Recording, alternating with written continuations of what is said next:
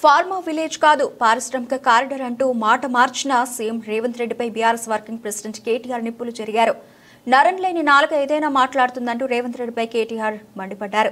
CM Revanth రెడ్డిది నోరైతే నిజాలు వస్తాయి, అదే మూసి అయితే మాటలే వస్తాయని కేటీఆర్ విమర్శించారు.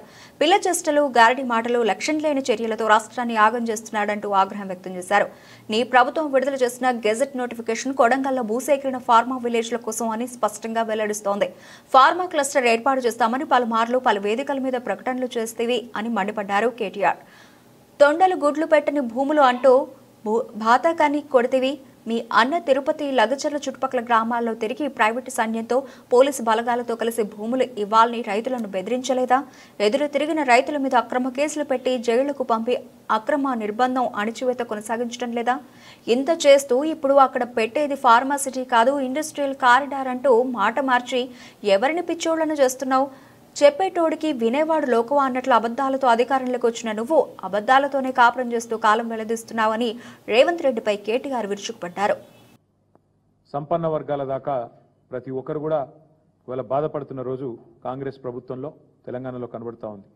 అందుకే ఈ దీక్షా దివస్ నుండి స్ఫూర్తి పొంది 15 ఏళ్ల కిందట కేసీఆర్ గారు ఎట్లయితే ఆనాడు తన సంకల్ప బలంతో అందరినీ కూడా ఒప్పించి మెప్పించి అందరినీ కలిపి ఏ రకంగానైతే ముందుకు పోయినామో అదే పద్ధతిలో కాంగ్రెస్ కబంధ హస్తాల నుండి 4 కోట్ల తెలంగాణ ప్రజలను కాపాడుకోవడానికి మరో సంకల్ప దీక్ష కూడా చేపట్టాల్సిన తరుణం ఆసన్నమైంది.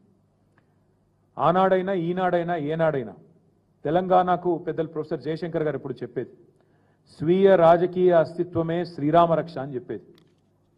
ఈరోజు కేసీఆర్ గారి రూపంలో ప్రజలు తిరిగి మళ్ళీ ఒక్కసారి కేసీఆర్ గారి నాయకత్వాన్ని, ఆ పాలనను, ఆ పరిస్థితిని ఏదైతే తిరిగి కోరుకుంటా ఉన్నారో దానికోసం అందరం కూడా మా పార్టీ శ్రేణులు ఉద్యుక్తులై కలిసికట్టుగా ముందుకు పోవాల్సిన సందర్భం.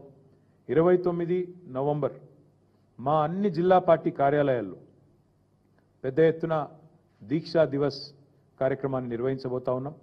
33 జిల్లా కేంద్రాలు అంతటా కూడా ఈ కార్యక్రమాన్ని ఘనంగా నిర్వహించాలని చెప్పి నిన్న కొంతమంది సీనియర్ నాయకులందరం కూడా సమావేశమైనాం.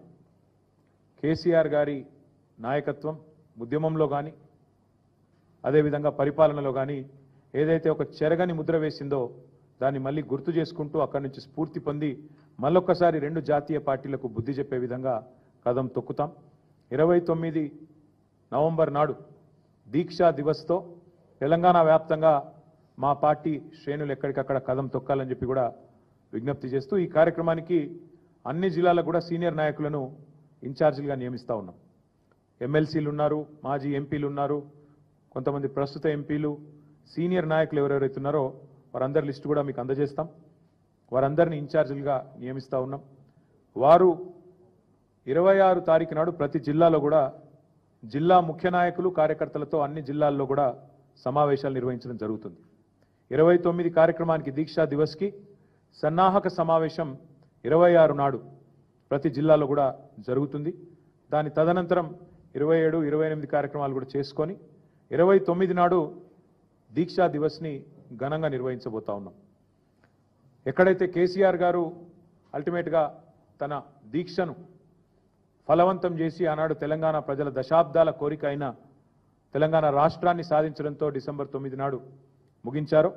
ఆ రోజు డిసెంబర్ 9 నాడు మేడ్చల్లో తెలంగాణ తల్లి విగ్రహావిష్కరణతో డిసెంబర్ 9 నాడు ఘనంగా దీక్షా దివస్ నవంబర్ 29, డిసెంబర్ 9 నాడు తెలంగాణ తల్లి విగ్రహావిష్కరణ మేడ్చల్లో మా పార్టీ మొత్తం పాల్గొని బ్రహ్మాండంగా ఈ 11 రోజుల దీక్షను ఎంత ఘనంగానైతే ఆనాడు కేసీఆర్ గారు ఒక ప్రకటన సాధించి విజయవంతంగా ముగించారో అదే స్థాయిలో మరి డిసెంబర్ 9 నాడు ఉత్సవాలు జరుపుకుంటూ తెలంగాణ తల్లికి ప్రణమిల్లుతూ మేమందరం కూడా ఆ రోజు డిసెంబర్ 9ను కూడా ఘనంగా మేడ్చల్లో జరుపుకుంటాం. అందులో మా పార్టీ నాయకత్వం మొత్తం కూడా పాల్గొంటుంది. ఎమ్మెల్యేలు, ఎమ్మెల్సీలు, ఎంపీలు అందరూ కూడా మేము మేడ్చల్లో ఆ రోజు తెలంగాణ తల్లికి నివాళులర్పించి కేసీఆర్ గారి దీక్ష ఫలవంతమైన రోజును యాద్ చేసుకుంటాం. ఈ ఇన్ఛార్జీలుగా ఎవరెవరినైతే నియమించినామో పెద్దలు చాలామంది ఉన్నారు. 33 జిల్లాలకు 33 మందిని నియమించుకున్నాం. అవన్నీ కూడా మీకు వెంటనే ఇప్పుడు మీకు వాట్సాప్లో అదర్వైజ్ రిలీజ్ చేయడం జరుగుతుంది. అదే మాదిరిగా కేసీఆర్ గారి దీక్షలో నిమ్స్ హాస్పిటల్ పాత్ర కూడా శ్లాఘనీయమైనది, ఘనమైనది. నిమ్స్లో ఆ రోజు నిమ్స్ ఒక కథన రంగంగా మారిపోయిన పరిస్థితి, మొత్తం ఉద్యమానికే కేంద్ర బిందువుగా మారిన పరిస్థితి నిజాం హాస్పిటల్.